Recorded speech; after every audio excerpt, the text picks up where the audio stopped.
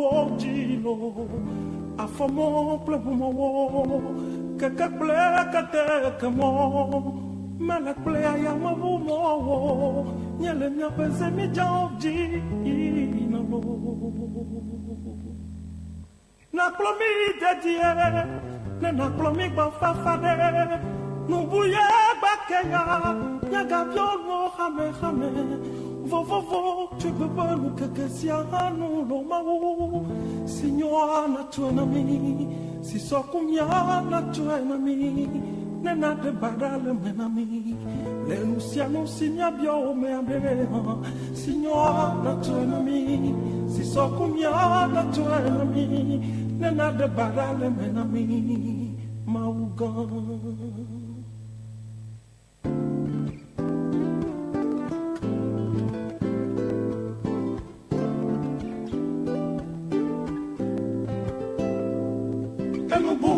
Che doni, niele clotila che donnano.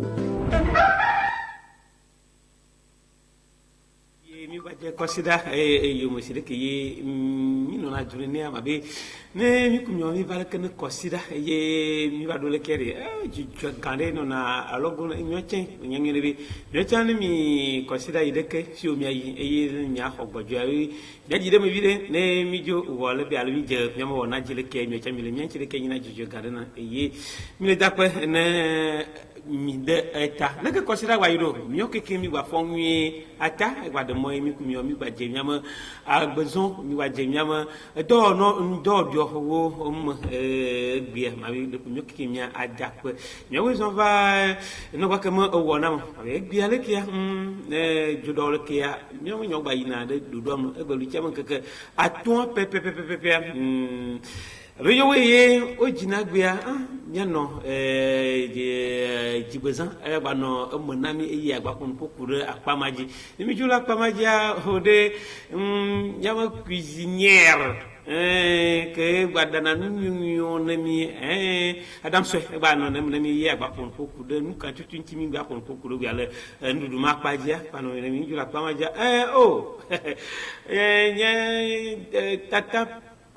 Tata Jacqueline eve ba no chinye akude nyama dodo emi ona la mo semu nyowa ba no mo mi ya kon ko kude le ke la mo semu nyowa ba no le ke mo yidoa ba no mi jula pa maja ya yi radio mo gbono no mo enyoma nyecha nya no nyechi fima tutu mi no na mi anchile ma ye kumyowa mi dona dali mi ponpo kuna de ko tutu le jojo le nyama apo mo nyama do mo nyama fi yo mi gbe le pa nu trojo mia le mia we do nu nyama dodo emi le wo gbe set bia atin dom mia ji le nyama bezon me mi ponpo kuna de anchi ke na gamia so ne mi no mia gbo le nyama telephone alu nyama no bo mia to dari pa mi no nya gbo ke ti mia jejia c'est Justin B et me ragbe la vie c'est la vie ya pe nkanti de npo akondo mia asi mia traba c'est la vie. Les problèmes de la vie sont là juste pour nous former. Nos vies nous basso à ni de peso à ni notre nos vies sont d'eau. La vie, un peu de courage, sois rempli de rage, puisque l'âge avance. Accepte la sagesse, évite la vitesse, puisque la vie c'est de l'endurance. Nous pépé quoi bégameye, avec ça mes coups de bé au délire. Mbano famille, mbano hanou, parce que la vie n'est pas du tout facile. On est mis c'est n'importe. Bagmenya we, rimba vola ikekem. Rimenya we lo, rimba vola ikekem lo. Elle est non, elle est claire, mais on le mène elle est non, elle est claire, non, me mène Novini, Mukata olevoro, Obla sende gwana, Mauke doade, Eduta me soucier de Dieu. Décourage pas, n'abandonne pas. Ça m'écoute de courir, ça m'écoute de bagler. Donne-toi le sourire, évite les soucis.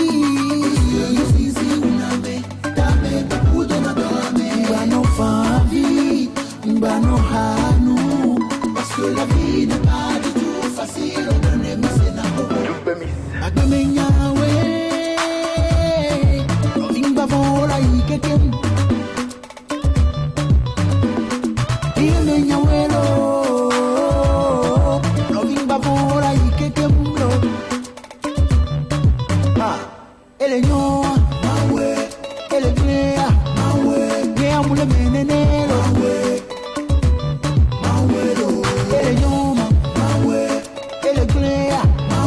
Parce que la vie n'est pas du tout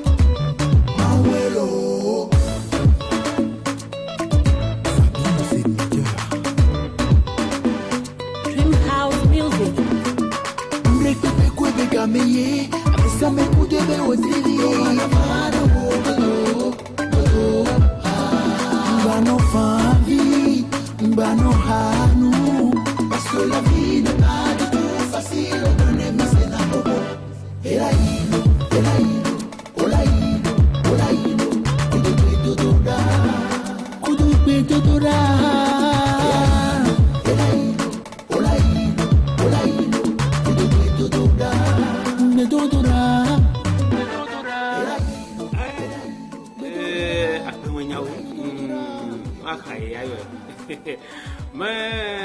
Idundo ko kakacha wono awde mi be ba no sura biano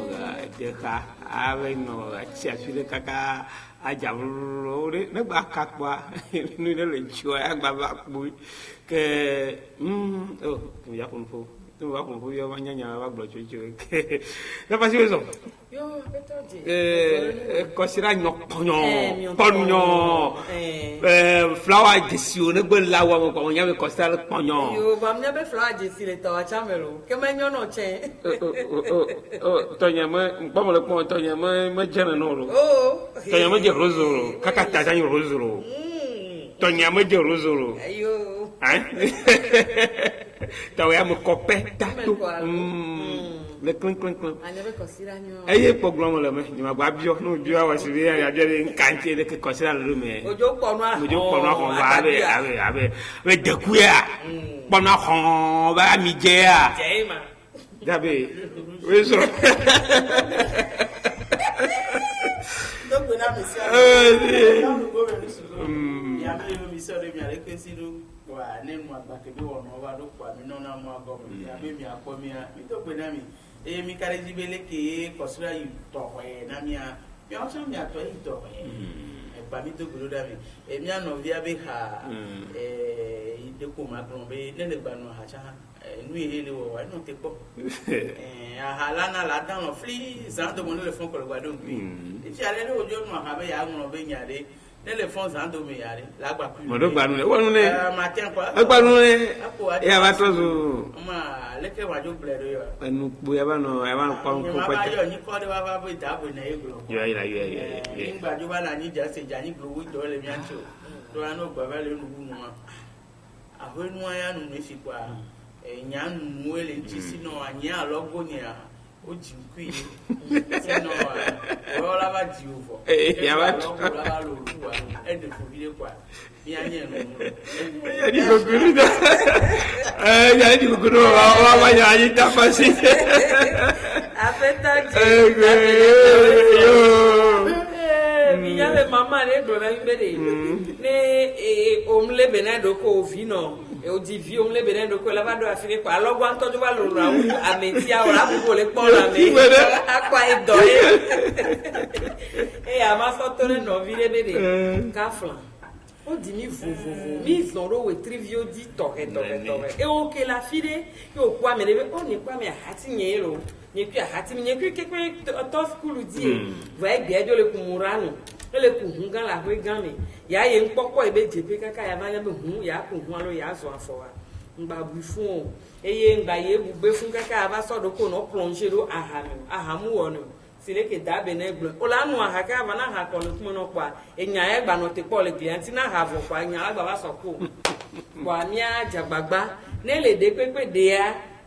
mi no po mo na atavo be mi ngba dan lo mi ahun to bo mi lo we tribi vovo di no chon won kaka kwa to wa e la clean no le mazime lo Jomuji nto no ni roga kakwa to wa eklena nyoke kenyima o ne nyoke mi tozu fiare makaya kuchire no byo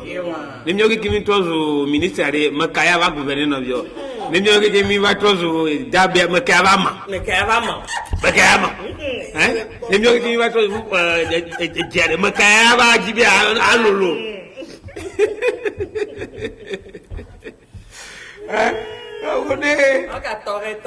Toke mi va. Apa me bengi fi da benene. Apa me brolo. Apa to je. Wala pa me popo. Popo c'est da Dieu ma.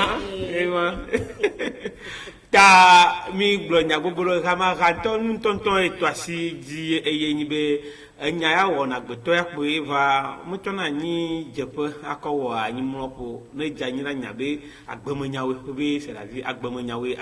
ne puluma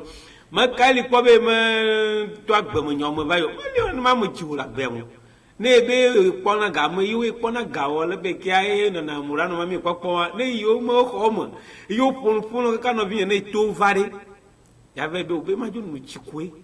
ya jone ne do mo nyotro suna gba ku mi to mi ko to o mo nyo suna gba to mi ko to we be mi o mi bu na se mi am na foto mi am na ademedun bi alu mi am na o mesande pe la sire mi acho gba yu na se mi acho ayo allo ndelo allo so njo gba o de ne nyonu jo gba wa ja gba na to clean na jara do mi pa ya de nyonu ne ntu ejo gba wa alun tuye jo ka jo tolle chikeke na si poli na kele na wo nka lèvre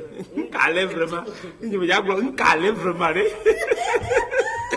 na si keke sia na tro do mitere na jo po mi na re jo ma polo mo jo me pawe nka ya jabe anu aka da si aka ni aka no na de jo popo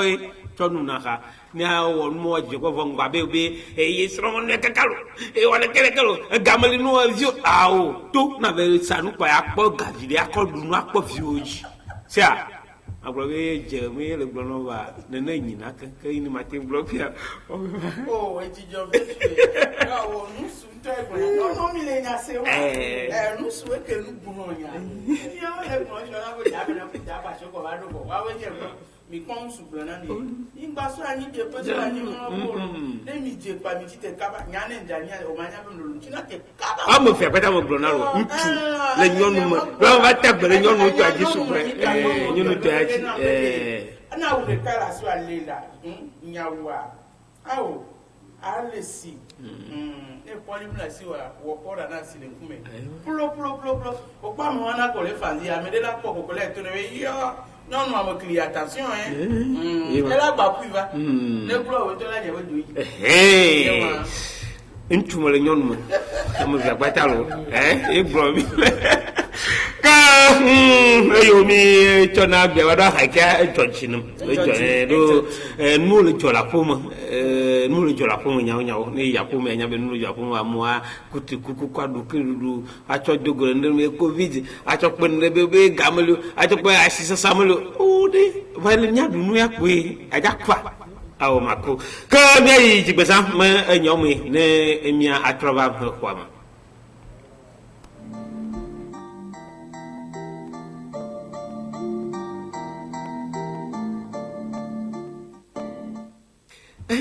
da passé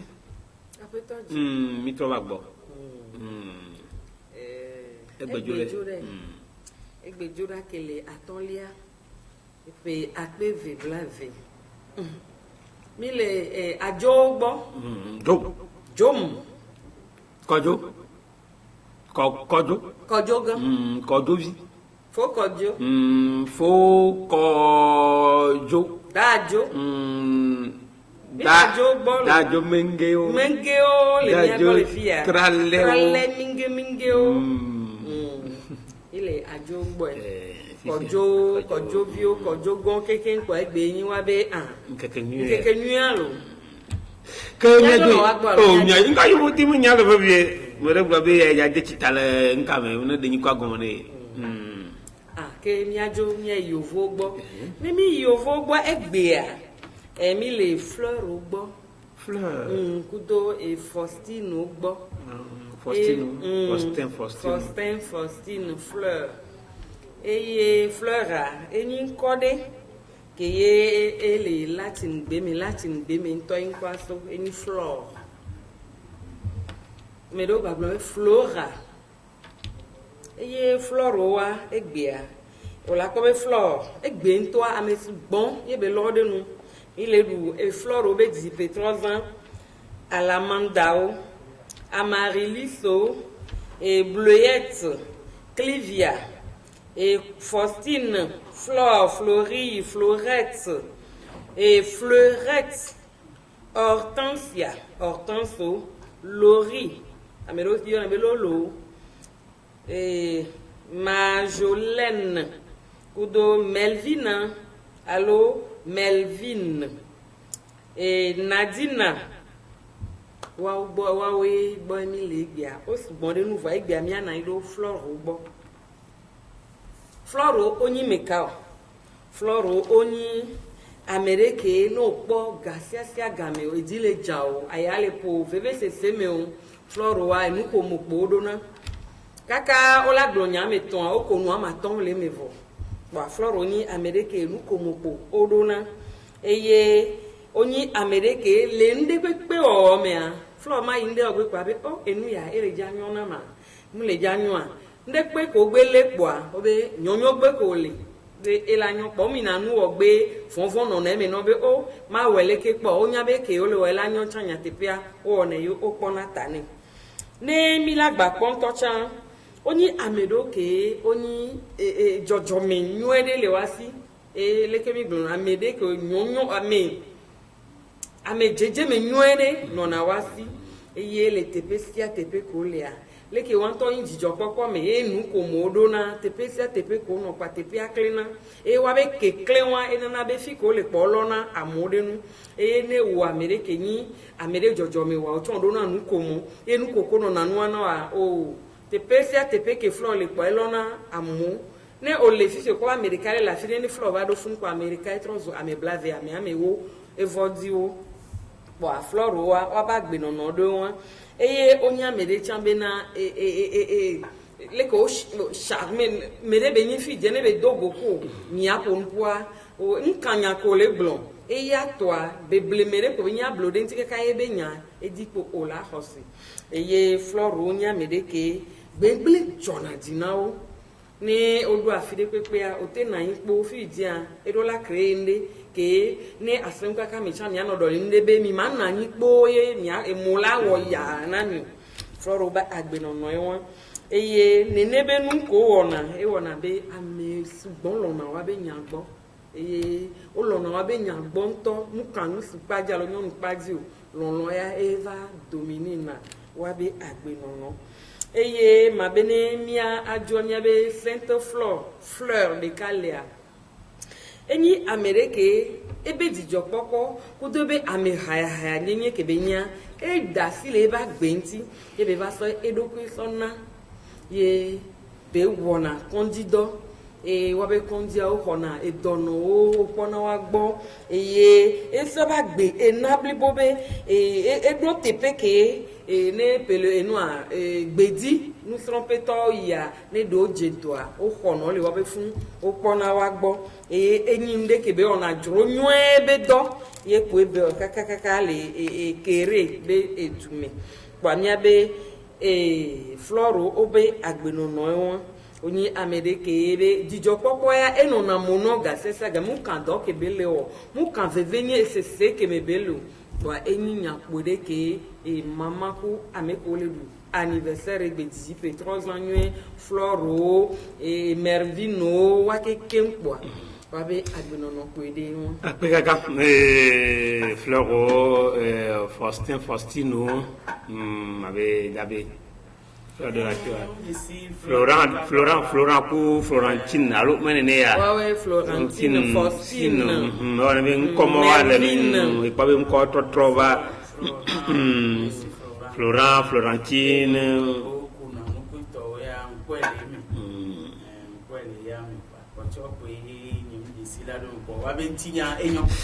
Faustine allo Faustin menya Faustin dia wala bela ano wodi ma juma mil kam juma da do amananya nyene glomai ne nyimanya ama mun chinya nya me play wodi to chakra makpo kudima amo khokho kutoma ye va amama le lumafia baba kunye won to kwa mama wodi ra nya be yima dowo kunu ne gbele ma ni baba na me va do ye mama le me ye ma o to ma bia me ti ka ba me ya de le jenu ye ada wa to be ni ma fo amelon dijo kokko kino na wa me epo ode na me ba ko epo am na me gba me anu to ma gba o le me do gbe na ni ma gba ba nya ma jo ina ye gbonya bia mo le po Faustin ina me gbe me di 3 ans elle me nya o do ya ba fito am bo ya le no kikini e gblo am kama mia alo mi kado nya de le akpa ma mi akpa nya se king mesa o pon fu de nya donchi mo pate nya cholo mo nya cholo le ma agbon do da I told the first step for cinema, a little more.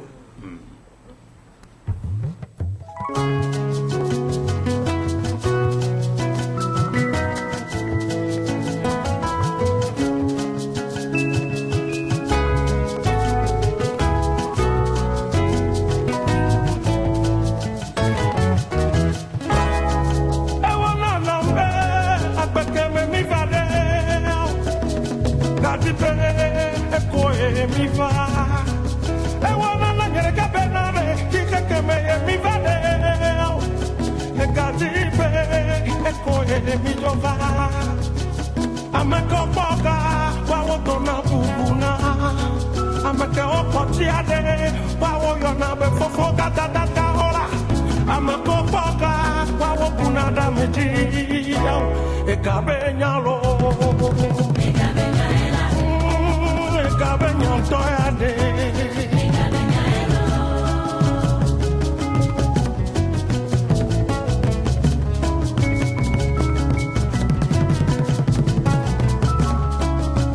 Munisro komade popo hafi manyabe maua muna mode Munifiko mati hafi manyabe maulo nyanye bola Munika koma ko hafi manyabe maulo mode Apeke mulea Kwasi ebeni oh apeke mulea nou grande ebeni gatoro mlangi soa egbe o me fonde gatoro fo egbe de kapupu si o me balagbe o de ma o gan ape papa ape la ma o gan ape lo papa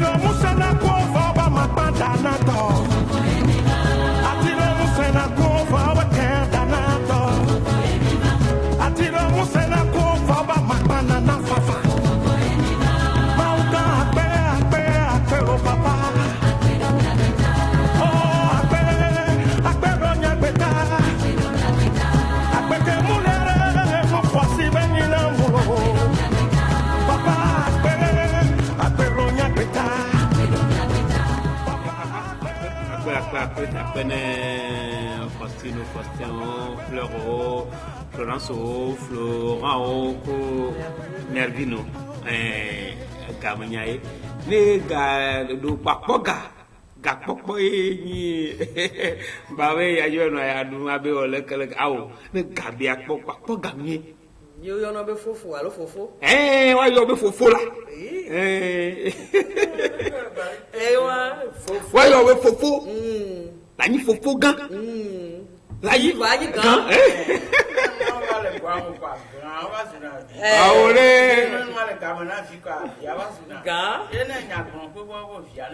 Eye ma pɛpɛpɛ ame me nyi viwo awe. Oh fofo gã de me. Va fofo vie o. Va fofo wa de. Fofo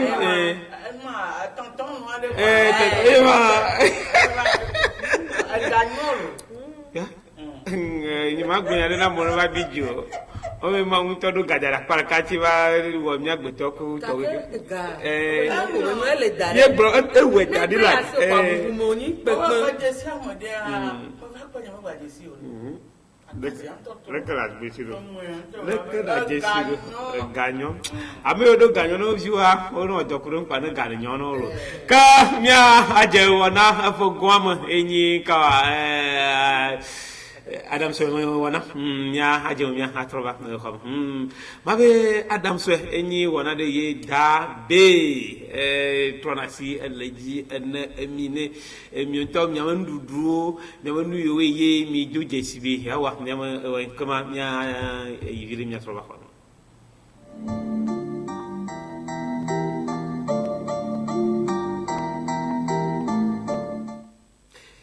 dabe Adam swe nke ba ko vane mi bio Ebia ya po apa apo mi ma lo amoyo le beni a obe togo nya pa nyama nyo no go to no ji kwa na mo pogu pa mi se mela nya ya o enu du to de ko mi du na gbogbo mi gba lodu wa mo o mo o gba lodu ayi do ya to fion wa no se pe akwa do gba to ina wa gba aba be tro yi no wa du wa so champagne le da yi kwa oh champagne kanye me o jo chimi le Wọ́n bẹ salada. Oh ni salada wo ma fun mu nya mo re o lo kira gbo be o da chepere o da Awo o salada. o ni ma fe yo re ebi ja fe Ne ya pe kwata mi ni na bo da na yo. Salada ma afa da wa lu amla nyolo agbe amla nyolo eyi me ina be ya fe na mo lanu ahonu eyi ma agbodure ya be do ma do san do epo a egbe abe Adam so ewe wono wa ijada teba nyama nyawo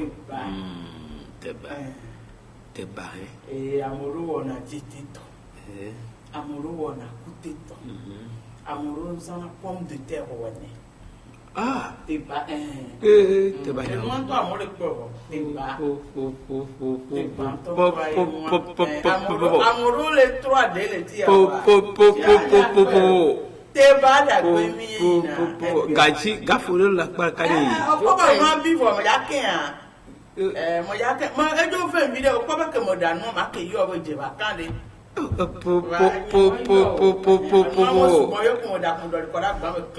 oye jima pe teba ya ke ni po sia o de ne fo la tende kwa mi je la tende kudo azimi wa me conseiller na de ça be yan da ça azimi et moi les blasts na mi o le jade a ti vivi ne kwa so yo vonemi ya le plon la tire yi yo vonemi alo amije la se vivi ne kaka le teba ne mi ade pori anya ekejo ajina me ya le mi ano o de na mi du le vife me ya eji na nya o no gbe pate akwa akure jo lu siji mi apeke ni nye be ne te a o pelu siji ne to bibi de mi vide kwa il a tout de vie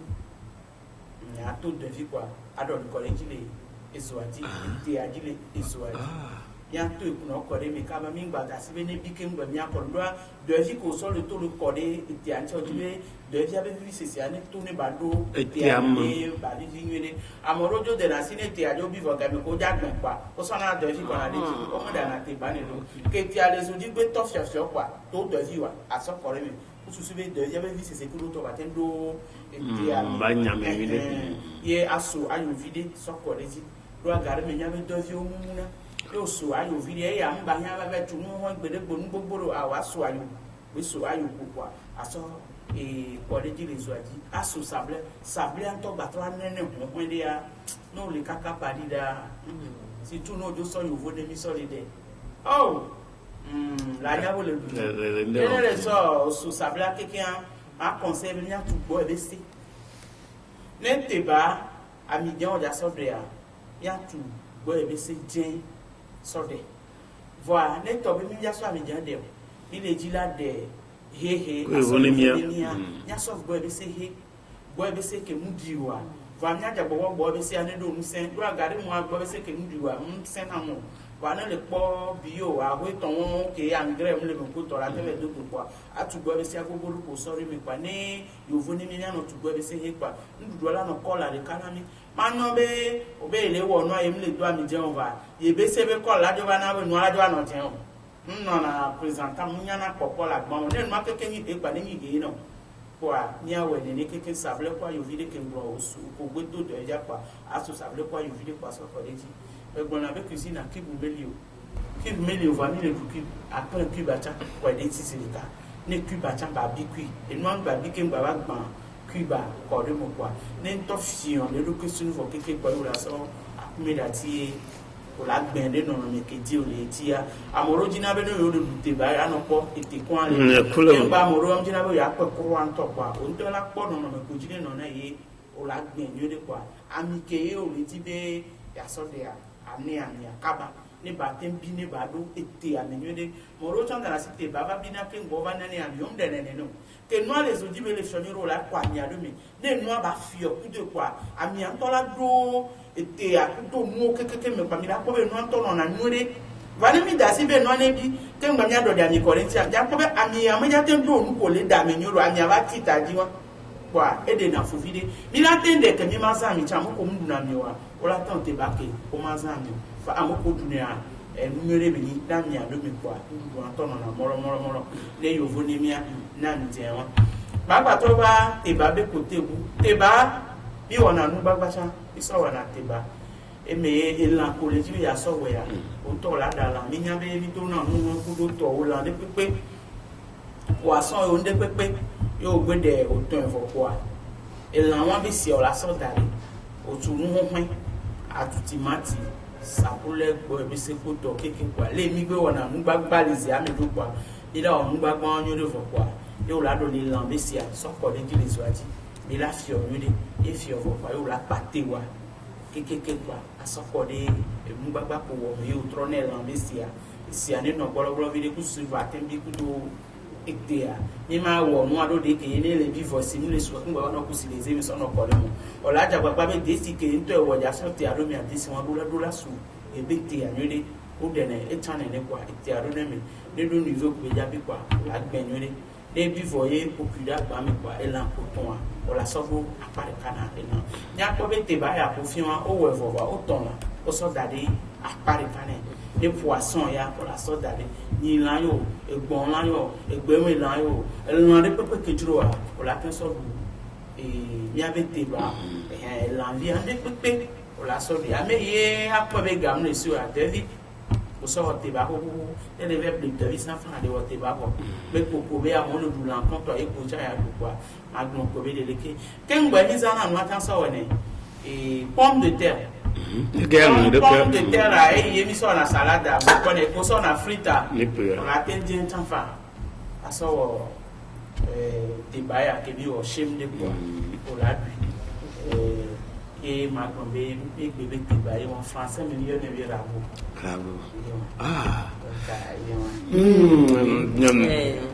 eta kwa mi malo la ke asoro ba donc e bi ayi woni mi ade mai vi pon e gbanya nto to la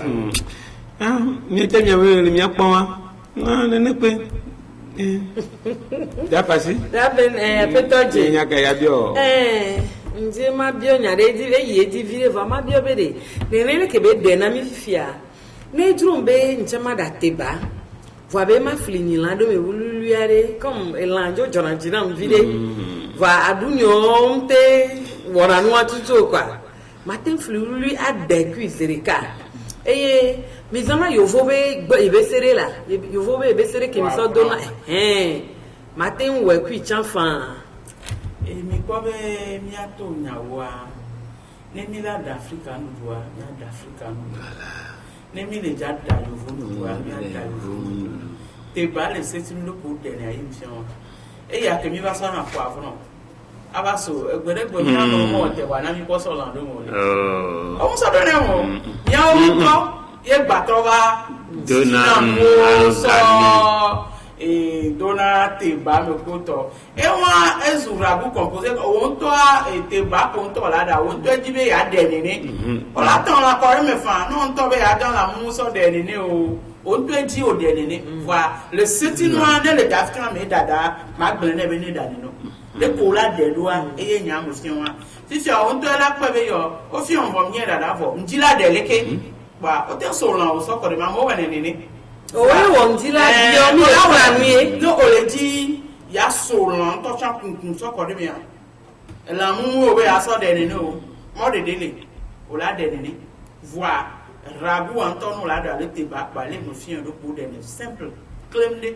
ba no ton na ona me ava pa o la ku poivron a iso le do me a chanko iso le do ne a chanko isi no a o mo na te wo so na rabu so e no a poivron so do ne ke o to jibe ya do ata na ye be ndu ya do vivi nu ke ja du tia o la so no ko de nu ma biore jetibare le kapo ya ne ko le kapo je te ba ejo sun dia je tajo vivi fo ye o do se je o gben papa ne jo e be se kwa mi je pa ne pe fo alo ivoni mi pa ni apalo ye me be nu ami je an lo ivoni mi aso je te ya vivi na le e no to vivi da de fo ekute cha ni mo pa me le wo ekute ba cha pa ba lo nu baba ko ton ekute ba cha ro ko je na cha ne kwa ami ku ye be se ko ne kwa ba o gba do ni etete pe ko yo la tin do atane ku nu gbagba ku nu ko mi le gbon na me le ja o tete ba ko go nu gbagba ekute ba ko go nu gbagba bon ye me conseil parce que nu ke je no to le rukusi nu vo ele ro po ti won keke mi on to pe le do ya na mi aro pe problem me te ba ne ti a o pe gbe ne so ji ko ne je ku ewe se ko ne o je ku kwa mi dun la kaka mi vivi na le gbe vivi na le gbe ye no yi si gbe duro me ne nya mu ya mi reception me to go ni gba di wa o Nigeria fie no lo reception anto on to no odo kwa me no do afoko la be ya tro tutu ngba ya do sala wa ko la me ya attention yo no pas réception au porte et bas les réceptions et ben te balo te bas voilà ni a to boulé ni trop là ni trop beau là le réception est vraiment quoi te bas on tombe amala et ben te bas o bande mi anto o woni na to ni la de ka logo yen to samulo lo oui ngba to fion là ngba to logo fion là logo yen mu lo ke yo kute ba wan se de kakwa on to le kokko lan ke jo so le dara pa de kane aha nto mo te tin e la duro mi le pote ba le ke te ba ta le va reception e jori inu anam nye cha mo kan te ba wan lo comme lu te ba me regretter me ba ko mo lo comme lu te ba fa ma tro du amala mo lu ku salada ku do to wa de mo dare no e nya kwa ni mi jo reception wa nya no to mo mi ya te bi nya npo me te ba amu to me gan mo to va le ku te ba ku lo kokko lan be yo nya to ya ye cha mo du pe ye me fe du e to chi na ye ma blo pa mi a be fi ya mi a no valoriser mi a be nu o kwa ye ma blo mi o ya da ti yo vo nya o le to na mi o le du asan le ko o te ba wa o da kume akume do ko so jaba kun do o da fun lo ba la kun do da ra fi ami antonia be le ga ko be gare mi a be si jaba wa o ko so ja do de koko la ya do la ko be le da ko kuro la ko mu la duro ya la de ne mo do kun wa fi se ma ko ma do du fun ma da si jaba ba jaba no ku do ja do fo yo ba to ton kun da re ya da ba si ami la so la so na wa me ko be system de ni asa kwa e mi lo reception mi ano wo ya de won du cha chaba ke gboro ma ye amo kron ya fo lo ba da jaba la da jaba na cha do mi agbo ndudu enyo ma de mi la lu ka jaba kuwo de mo ma ga je kun po videre agbo ma cha wa kwa te ma cha wa kwa oh le yi to ma candidat ma kono apple mo ke wa no jetiba eteba ma be mo yin nde ye mi buna se mi atogo to mi buna se bere manyi nu do voix mi to mi to ma si kokon tonto to le gbedam nyama pe dabe globia video wepo no you follow du po bi na de ya gwa don ku to ma ke man mi du po apa de to kadi o ja do to ala mo de tala so to wa fiam la e chinois to ala fiam yo to le premier zone la yo vont ba le premier le chinois le premier zone c'est un quand mi to go to ma ji mi plamo mi plamo la ah mi plamo le veut be mi appelle amakumyo chamya mandudu ku mi chamya wonu ye mi kpodo de sibe mi atem atona ye watem adwasi kokko mi amti que mia wana be amdo chon yo ya le nya o mo va ya jojini e barka mo to le pour bona mi be manyo na o le ke no o le kia yi ni to ji mi le ke o chane yari we mi je du anniversaire pa o Florence Wallo Faustin il m'a non que les camé de jila do camé a été yo fani bien de nya iwe le jila bio mi ni mi atro de mi no de ya bio alo mako nya ro me na de ti yo ji de ka fa mi ni mi jo mi nya ti yo do hinde na do hina ja ni mi nya le ke aja te de ka va na mi le dia yo mi me kwa nya kwa mo to gbedoro e wona be ma janyin to no to gbedoro nyama wasibe ma wasutu tino ati yofa bia lo ati ngbe le ka abo be nde ye wonyu chori ma jibe ma di das ma yi pal ma yi chori ya ma o yona ndebe ma di das ejisi no okay ma va choi changa no mbe nsure go onye manye ma adanso ma no re ni mo na cuisine re ni mo na cuisine ka akule ka sire ke ye mi den nyo na mi na jabe akule ka mia ye nya ne ba yo la kagodo ne ne te do mo ne akule ka sire ke ye ni option no ne mo blo ko bi mi chocho do na mo ne ati do mi ji ni mi wala ne wa di da sare fier mi cha mi ni mi jadi da sare mi to no ba te balo jeti balo pomme de terre me ba alors le kinyaglo pomme de terre ba te goro ba enka te allo yo vote ba pomme de terre comme yo ne awo pomme de terre ba ri ko mi ayo ne o chele e pe ayo mo yin be pomme de terre e pa me ba ka mi tavire mi trova kwame Nemiate un ahua na coronavirus dolelia adenono ojade ko enyaza mi no asiklon edieji kle ajane alo nyano tisi me atikele zan atono asitutum mi pe alo mingela bogoligome takuvisi oto tutuna mitia nemiza deka edebe miate afugbe enumake nenye ba merele dolelia lema neno afome eye afokato no basiaji alofa deka wideke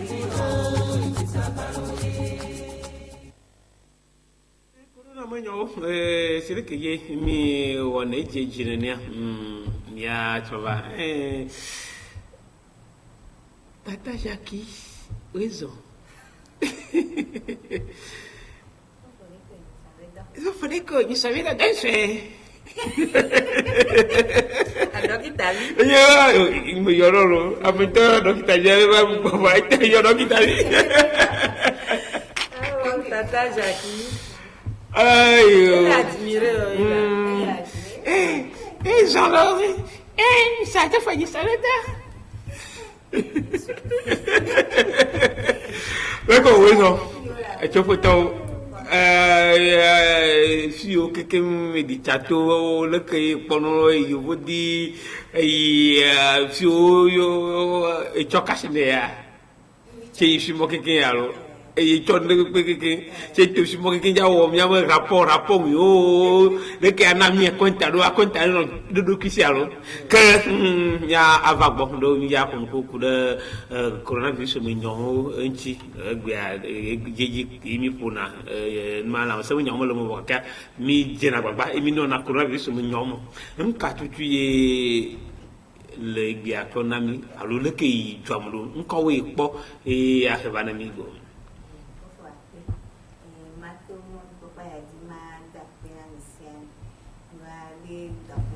banana ke ndwa nyanu ke microbo ko mi kwa subo ame subo le kwebe to amu va o yu to mo le ke mi di sola e no le bele di na kwebe ke vive a pasla de o mi e to ai di gbogbo re e to ami e webe e o vale de kuku na ame si ame ni odo sedi wa me komi ro tasini me nyavu nyaroko sipo nyajo seso wo ni edo aiti ale bibina egbe ami ko ti do me po alofani togoma lo vale etugodwa mule pa ni chan di people nya ta si Africa be etwa nya to nya da do nya no kula butia mule pa we mimi na kwa France yo de PPFia et sobé que balobala 18,000 personnes 18,000 cas positifs à Esoubo à Tito à Bamouia ni que kana Esoubo to bobo le temps caché ne tu gakia mais le deuxième vague et les vavres et toi et Tichan pour t'ami aller bien le to bami le port à la famille à mes il y a beaucoup de amis quoi alors faton là assez qu'elle va faire et à mes collègues et ma bla ni fonu et à mes comptes que au test à pata et tout bon bandia ni quoi pelika bla ni voit après le cas la famille ni bla ton fonu voilà et sauver test que on a à mes oui pour et ami amatensi agwe et gofu me ami le po ami amasi le ke koza amerika wa ami le angran po do il a me que o po do ati le ami le po so pevi et puis bla à ton forfait genti mi po et do et nya bubu to bobe nya muli pa mi wa mi antomi ba kwebe sani afia mi viola to smidi deke mi na wedo no keme mi viola no yi ola soto school atu iwon pata diriguale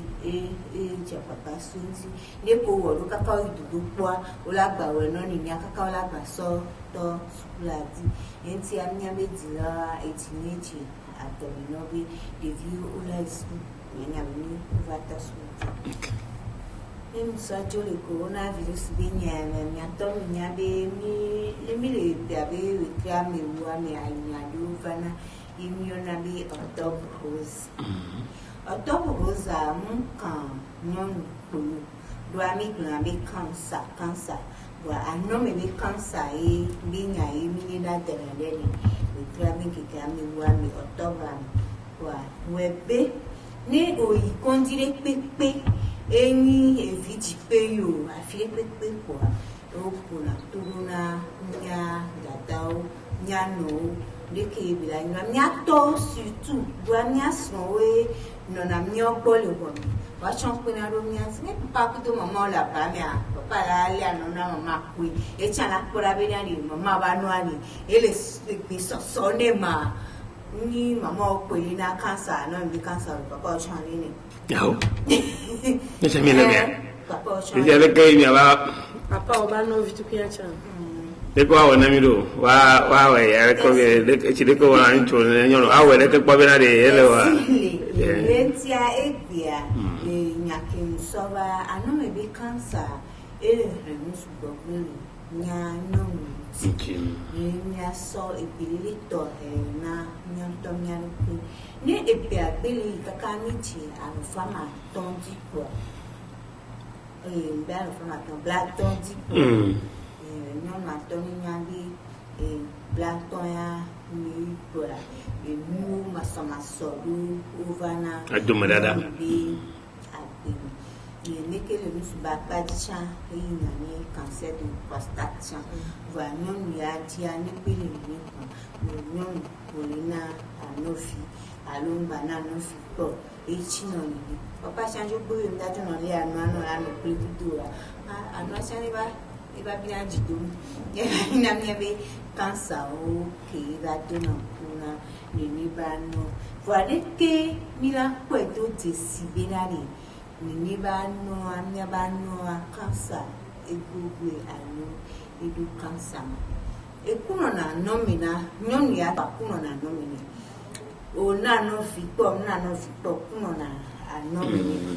voilà cancer be ku ya va etona vuna kuno na nomina nyonu eya tolo olele anu ina kuntonto enu nimbi anua e vi quando si colaba quindi anua trona cola na anua trocola anua e senam erona e va trona sigiri ke nti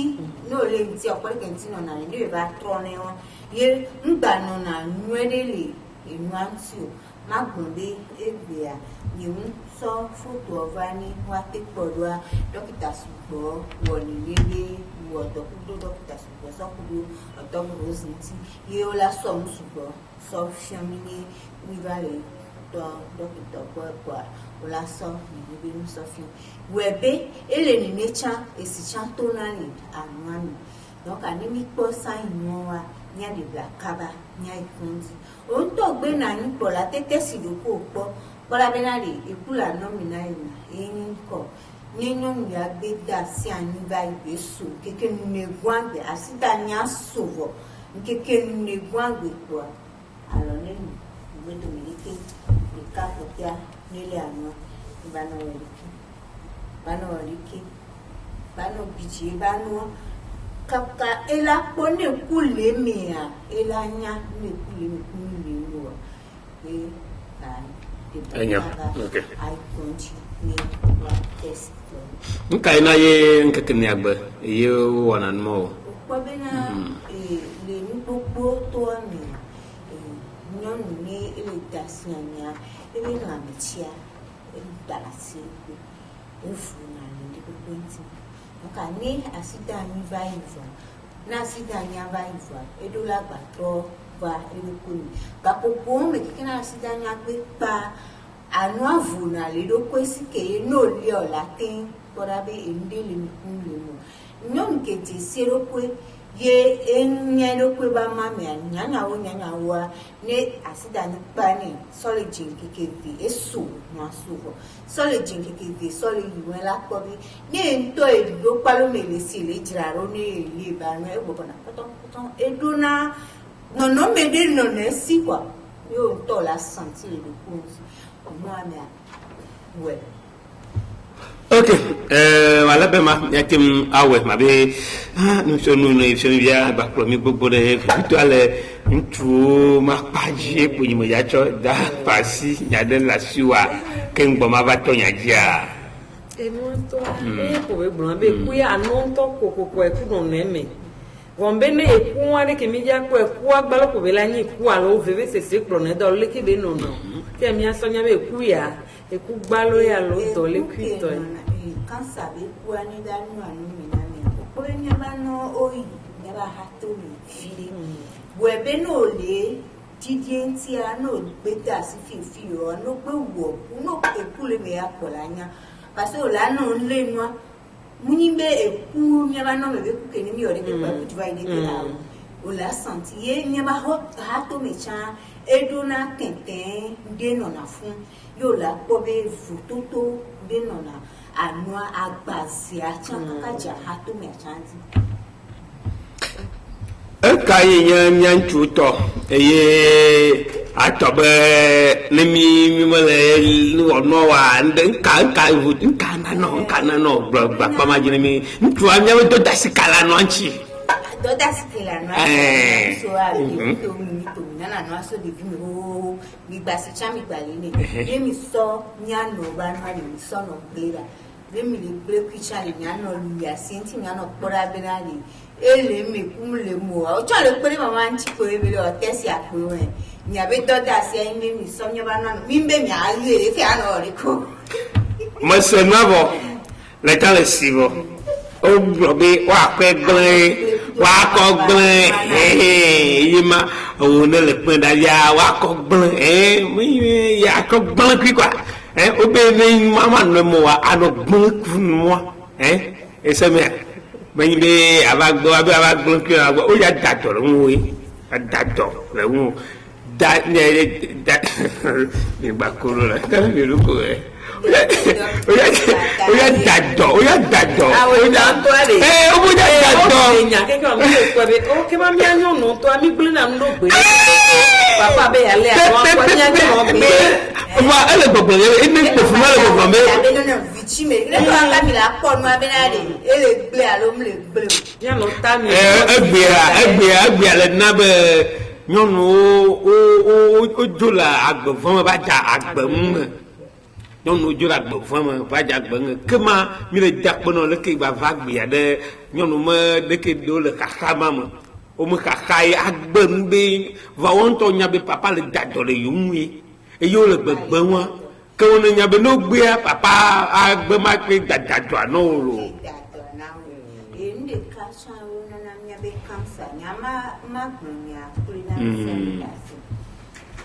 Non, a bla soutien so de kaka sana.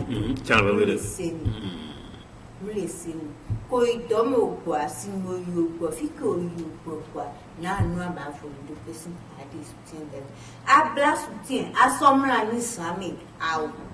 Oh, papa fika no le mo keke me. Ti a pe soutien jo le. Ti ka papa le ni ni be yan pa bi agbe ne ko lo do la agbe bara mo va ya agbe mi me. Ma place tient à somla ni ye ma de kuku ngrone gasia game benali nemi de pri nyabe sous-vêtement o comme godo soutien o nya to sia nya tepo godo be nemi coton nylon et le blé ni nyanti et le na ke be di na soso ama chama jaga gondupo ediwa soutien ma suwo pepe over o la bre kaka baba oreke me yo we wan awo enu pata o le na be cancer to nini na deodorant sangbe nyangro ne bobo be produit naturel o le nyaso wo deodorant ntisi le nyasi enole nyaso deodorant bani le nyazan yo voto nya fiera hatuna alcool ba nemu deodorant dolia o la be antitranspirant ma wa wo mi benemi nya jade tisi a o la ba si deodorant be ngba jade ra hatumu deodorant ba lia e won pata o le wo doro nya be gland ke no mi ane be gland e no ade no na fie mi ele wo doro ti ke e no la tutu agbe adibe ela de toi ndate de to ya la jojo china me no e won pata accumulation keke banana be nenyo ndale cancer ela toneti so hato me kaba kwa ke dwe kwa no du de saint wa ko le yobe no du de saint wa ku wa ke la no me na mi ela ba tros puevo eva nina abiwa no na anome ni no mu agbe enti mi so de durani nyanya deodorant ki nyaza deodorant ba ni deodorant ki me produit chimique o le mi lava no yeti ma ba gun deodorant ki me produit chimique maintenant deodorant me milaza se de ke mo shampoing to ni papaya over ma ba de won keke mi ne mi na no prepare nya no hanu ji ke gba nya no kwali nyetwa me nyaso nyetwa kila jina nyaza ayema ngeto me ato mi to ina ajene mi ka mi ato asejibe le covid-19 ma anya yo mi ami do jisibe no gbale jire yufudi eye ntokra le Israel mo duma via mo le boboro ko be le keke me wa we nya me ye no gbale jile sima gbere webe o gba le chobo agba no ko vire ba gbele sima eye batozo kokina o wa chan français o mo duma mi an tata Jacqueline to asejibe français o chan o no le jile sima to fanya webe mo le domo jo e to go ha le America mo fiwa le covid-19 fi me le khom mo kwato o le da pa be to o be a o chire khom ke e ka ba ni ku na li re yin gbogbo ade ni le mare de ka yin do on to kweda America mo yovu yo ja da ko yin to ni me ta to le doa o ko chire khom be ma gbo ba to ba campagne wa de e ka ba ni do ta to ni no ale doa o ko le ma e ja ko so ke o le do ma ke ma globe doa e nyawo yi miano jaye kusubiri mo de nyanu atoto amodema ma baba to amole gadem ke nyama yi ku gbogbo wa nya ja gbani nyan trono troasi tonchi na tin don mia aji ne va gbo wa ke le we mire ke ne va gbo akama nya be on te to do kyo dari e do kia atin va gbo ni le ne la ke miano ni mi ya to nyama kashi no no lo jinemi e ye miama kokuku fi mia ku pele aglo wa boglum e ye nyama yi ku gbogbo wa mo mia do ku mi adoa nya kpo wire e kpo di sibia mo ton le sima nya do da na ma nyono wa ka mo to tulo pa ke mo yi nu ma nche ma che to do aye woni mi wala be ke ke nya vire ni mi amita ni mi ko ba ko mo ni ma hadi on gono no mo e nyawo etoyereba oluyebe coronavirus ele wame so America e China so Germany Italia kakakodo France e bakodo Africa et so vayam c'est le télé boba me amenyire le togo ni gbandi togo vio mi jaye respectons les consignes. Maladie, tu es mon ennemi, comme un voleur pour un homme riche. Je ferai tout pour t'éviter, car prévenir vaut mieux que guérir. Je ferai tout pour t'éviter, car prévenir vaut mieux que guérir. Et pour être en bonne santé, il faudrait qu'on apprenne à respecter les consignes. Miadi adi kudosi ne miate sono kolasi zekobodele keke ya mefa.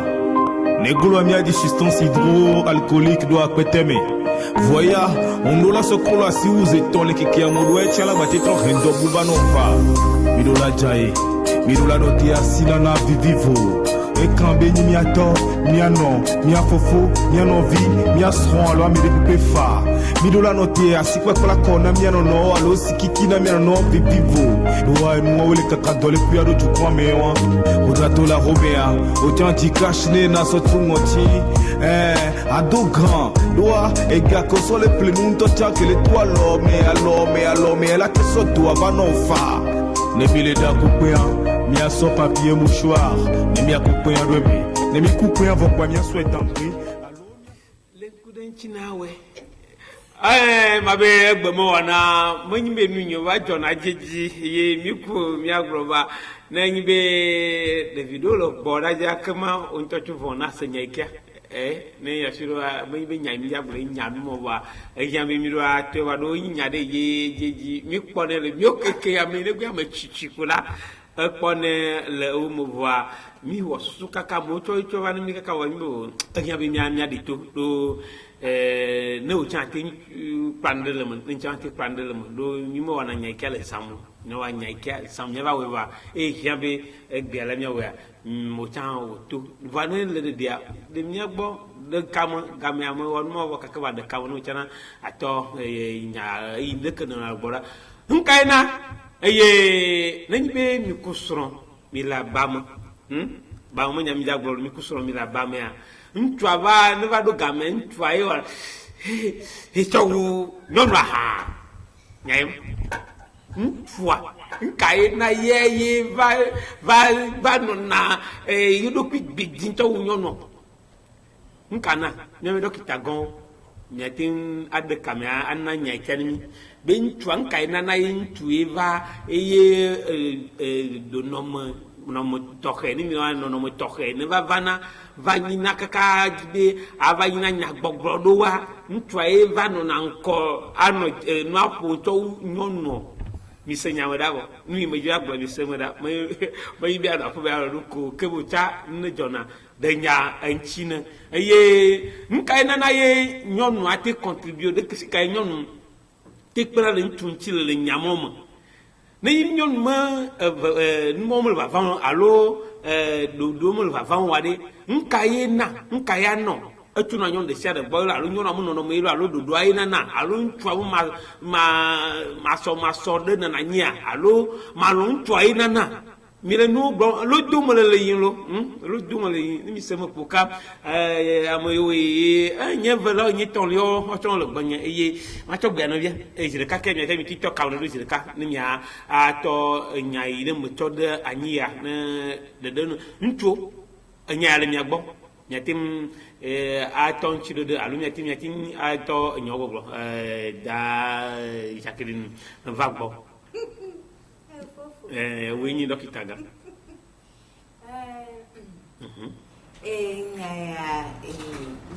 gbogbo mo ya dokita obe gbe mi oye be nso aido enwa kuya ego be enafo le ba fo nana wa me a enwa de sesele na me de bana ni papa kuto mama ole nwede le wano no me ya kwa sesele na me de anana ni non ba paji musuba paji ye le musuba paji ni musu antobe na msembe musi anube ya le do kisi sesele na me ya eno ne do pesi sesele na me ya no ne do pesi webe mi tonya de le fi gbo be nyonu bia do la so do afile na ike gbo we do lati afike nyonu ale so do ni wa prostata ntia soledo fike enwa mi abe esi atona nwa de no na fumina be no egbalugbalu nkudo mama mi le gbe be la iku abi gogo funa no gbalugbala musa tinate eduko ni webe de kaje fun ko da we ne o so to emi mi be so tutu na nu ando da e tinate ni papa ku mama o le yu anu no gboye le gbe a le nwede yo gbe le ple nwede ko to ya pa sise ngami do la papa do la tite ya ye na be necessary la mi wa le va de que ya me acero come dua ebe gbe ebe dura nya de que ya me acero kiro ebe gbe dura nya dame ame yo le kwami le yiwa nya ba nya o enu gba no kwami o mi wele ba yan la be nya ko le bo a o mi gba no ble mi ano ni nya o ba mi atira ya me mi o ba tro ma to nyanya jile kama na enyere ma gbon be le musuku do nyonu gome a vivier to l'Afrique fie musuku e be yenti po nyonu adola jagbagba ya apojijo e nyonu apojijo o ngba ni eto ke ya igbe na eto igbe se vivi po a evo ma gbon be le nyonu be kote a ne oku nyonu mi le orola nya nyonu be ponje nkam le yo ponje orola na fi ke ye no le na nyonu asese be le la me vanane a nyo ke ma udwa afidele ke no le na nonwa sese me la vane ne omtele po wa bieto fike matenle no ke ocha o la ten se vivi alo la ten po jijo se bele ke ntan po na jijo ne ke nyo ntan la ten bio nusu fika o po be ni mtenle na wa o la ten tite va gare na nyo ndo ya oni spécialiste o magnone ne parce o se mle ja bio o voix les to le kan si di o kakaya e ba nyana be fia ne be ya ame abeta gotro da kwa e nyana se ta be fia ya nyabuye voix misto enpe sodo enu ya enu ya ni nu tonto ga be ne ojo le to ku no gbo le nu sugbo wa o n fe gboro gbe ya nu yo parce que fi o so le akume kuto desi le fun mo luku la gangan le fun fi ku to le vo ojo le fun o va nu so agbo nka ibe ndenti o va nu so agbo ye owo no no atan ne nu so aplo ba menda na ti gba lo be pro bo enu ale no violo la tenda ne e la te ho bon va le pro va ndenti enu ye nti o pro mi va do wa enu gba no pe mi ne o ye ngbona be mi avo la ba me vo ko kuda mi ami le kwa me pa vo enu pe mi ne pe ngba na ni o. Donc, ni mi amevia, ni mtenya, ni abe point j'allais fi que ye, nous soit là, tenez dans nous, on là, c'est vivio. Ye, non, moi, t'as mis avec nous, les filles, nous soit là, c'est vivio. Ye, n'y a yo, va, va, si tu as non, moi, ya va, n'y a be, nous soit, ya fille, nous, les nanes, be, c'est na vivia. On l'a pas nous soit, be, là, non, j'ai mis les, abamé, comme là, non, a, à cadeau, va, nous, non, moi, ya, et d'autres, bon. Et, ben, nous soit, m'tebe, les, fi que, be, là, les nanes, non, ye nyɔnu atsala te kpɔ dzidzɔ enana be gari mo la kpɔ be nusu akpe le kpɔ dzidzɔ nyɔnu aya le kpo edena fu kote wa edena fu ekwan be ende be nya mi do la soin ye enu do la no pɛ mi o pa nyɔnu abe point zi ami do la dzagbagba la nya be fi kama le na nyɔnu alo nusu do le fi anɔ le le kpo nya va ɔra esrɔn kode alo nyɔnu kodoa ma nɔ la ye ne nde la o la te la nɔ so ma te ka zana do ele gbɔ koe. Ne le nene le ke nyɔnu la ten se vivido nyɔnu o la bi si e matin le na o nene ke nu suro lo se un enya fi ke en toto ne dikaka ba do afi enya na be ne mleti ya nyɔnu ya vibre na donc ala ba mo la ko ne mi amevia mi do de sibe ne mle fi na me ya eyi na fi ne nyɔnu atanye be ne mle fi na nu so yi na fi ne kwa funwa enana nyinure va ne fi ye mi ve do de si funwa wa eye na na be mi la ko be nu so ale do apala ba me nyɔnu aya le kpo oja avɔ tite fɛn bo ona avɔ tite fɛ le si kpɔ dzidzɔ ya nyɔnu ale mu ele nsisi me sa comme si be ɔmu wɔn de kpekpe ne o emi kpɛ be wo gblɔ nya ɖe va yi be nusu ɖe de srɔ̃a edɔ ne gbɔ ku nusu nyɔnu le nyɔnu ale se nyɔnu adi vive vo alo nene ma edɔ na nyɔnu gbɔa nyɔnu amu se mi na be gbekegbe amewo va fiafiwo va wodza fisi ya wo viole nyɔnua ke fiafia dɔ nyɔnua gbɔ nyɔnu ale se mi o. Keya ame otoa nusu abe le gbe nyɔnu abe ne leke amoko le viole ame o va le dɔn ekpɔ be le jemi ma so ti le di bebe mo te kpɔ nyɔnu abe point o koku nyɔnu awo le ya mo nye wɔwɔ nye ama gblɔ be mo nye wɔwɔ o nyi nusu wɔ nfo rien parce que mo nyɔnu akpe la dzagbagba be wo ya anɔ kpɔ dzidzɔɛ ke ye o ma dzagbagba nyɔnu ne kpɔ dzidzɔɛ. akpari ma biɔ ne nya ntɛna ye nyame ne fɔdu dzesi be o mo te la fi ne ye o. Eye mo le kpɔ dzidzɔ wa de ate ŋu gbɔ ne nɔvia ya le kpɔ dzidzɔ be de awo fi ale kia kpe ɖe ŋtsi ne fi kia tsɛ ma te kpɔ dzidzɔ eke nka o ma ya bi wa nka o mi biɔ nɔ alo mia nyɔnu ne amɛrɛ yi ne ma te biɔ fɔ. ame ɖewo le wosɔ tsɔtsi be nya wo ke sɔ ɖo me kudo religion be nya wo ɖo me kpa ne woɖo aba me ku asɔn wa wonana anyi kpo wole kpo wonda gblɔ nya. pasɔ be leke biblia ma kpa be leke. Agbadɔ ti te nya gblɔna be woasɔ ke mi fa n'otɔn n'o be na dɔn sɔn gbɔa ni miniti ama tɔn be nu be nie miawo kɔ miati te o. Gble be yi miame via mi la nɔ gble kakakaka ke gbe mi la ba gogo mianu nɔwe mi le aba mi le gble akala ba gogo ewɔn te tsa gado moa nyɔnua nɔna prédisposé la ahɔ nu ɔva agble kudo sɔn kaka nusɔ la nafɔ etsa la se vivi nusɔ atsa la nafɔ la xɔ sesele na mi la se vivi ye. Biɔ sɔn bena de o enua ma wɛ na ma alo de kuro de ke ma te wɛ n'o ye o la te. Ne nyɔnu atɔ dzesi be point zia ela gblɔ ne nusɔa ne mu dzesi be point zia o va mi nɔ gble o nya gble ya mi wɛ ɖeke nu kpata sasa prend. Nu ye ma akpama wa te biɔ nka o ŋutɔ abiɔ be o be. nya enu ke la mi nukpɛ be nusu ke nya nye kui mi dɔn na nye ma te gbɔn na nusu wa be fi ero la le me yɔ nyanu mi le kpɔ nukpɛ be ne kpekpe le funu. Enukpɛnya de wa ojo de na roko amala mi alo kpɔn tita odo de kɔ ama bɔ enugbado le kpɔn le mi ɔdo ko ehia mubiɔ enua fi ojibe ne le musu do biɔna ela biɔ be fi kɛ yo parce que ele santi be ke le mouvement le santi be ela biɔ se ka amo content spécial ele nya zere kaba me ya ndeli amle macho kengba moro ya de ya le odo pe ya gbɔ ne ya tite muyi na ne no ola ten no million na nyono ola ba pe be gardien le jongbo parce que nu e be le jom ten on de pe ni o munyi be gbondon to pe yinyo gbondon to ni mi dom yan no kwa o sha no bi le be kan fi a ko to wi allo Oui, alors. Alors, une chose là. Eso. Donc, mi hanno visto, non sai quanto malo. Mi hanno visto, tosa. Ah, peut-être toi ça. Oui. Ah, oui, sont le. Non, le bon, ils sont là. Une chose là. Après, il y a une mission à l'eau. Yo. Ils sont à ce que je n'entends l'eau.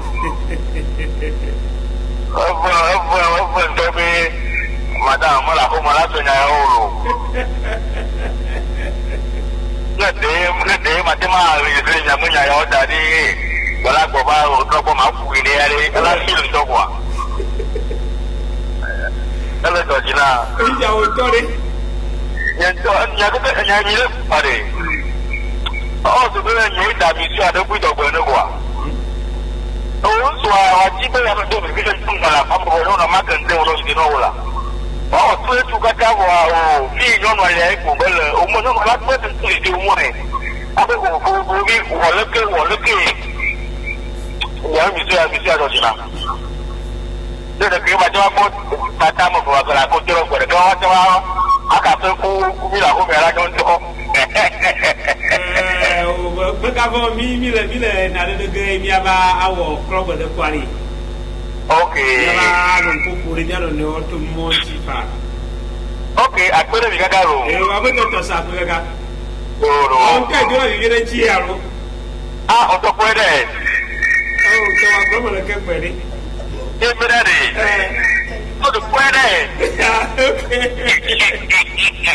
Okay, no to sa. Yo, 93, 49, 45, 45, 93, 49, 45, 45. Gamme vidéo, il n'y a pas de camouflage. D'abord, il y a le blog.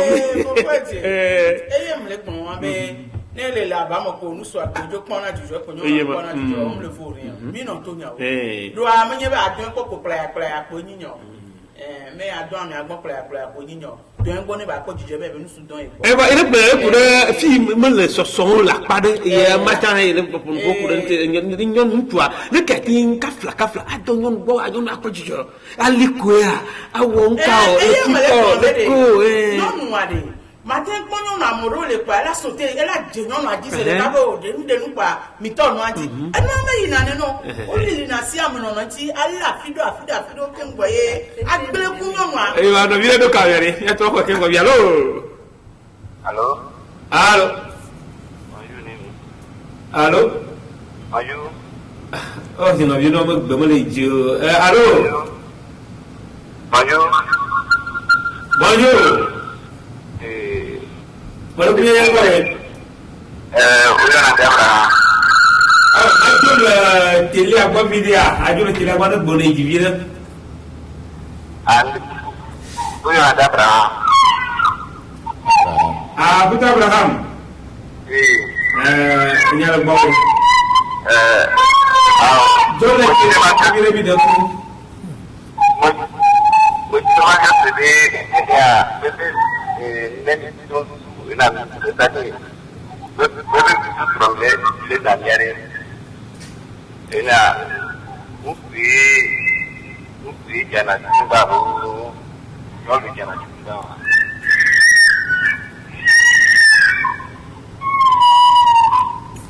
Finalement, nous laissons à Abraham une copie de vidéo, nous sommes trouvés dans les temps où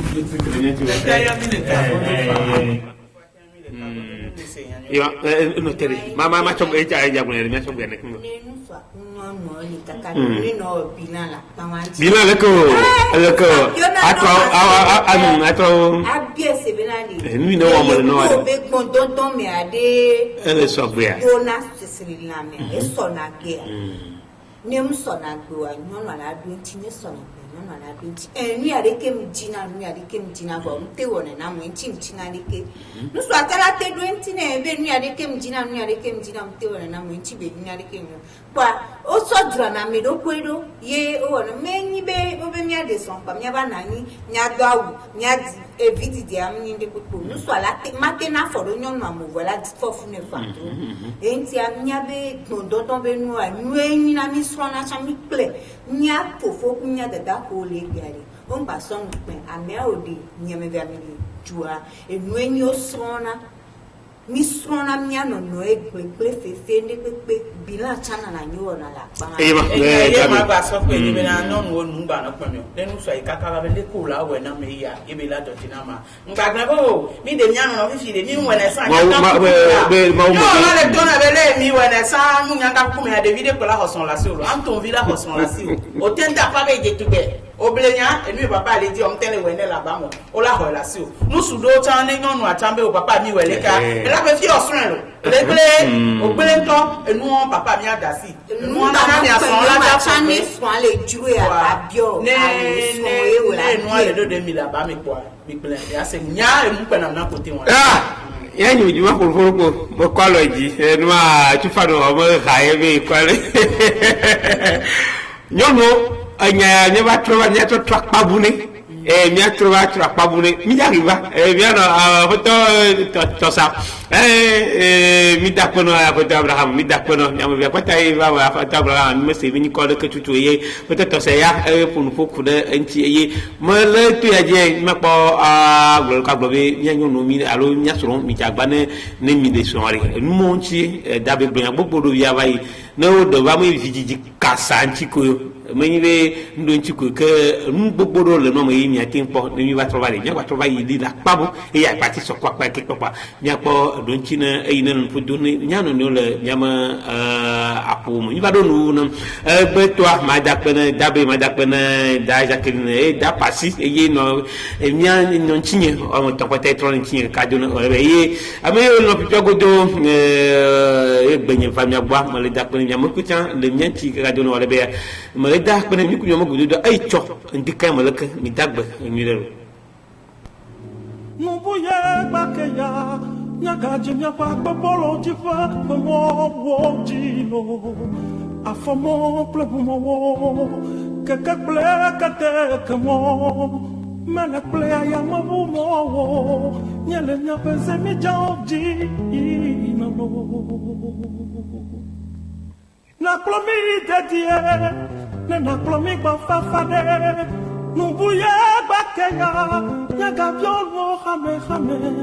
vo tu peux pas nous cacasia nous lo mau signora na tua nami si so kunya na tua nami nena de badale menami le nusiano signa bio me ande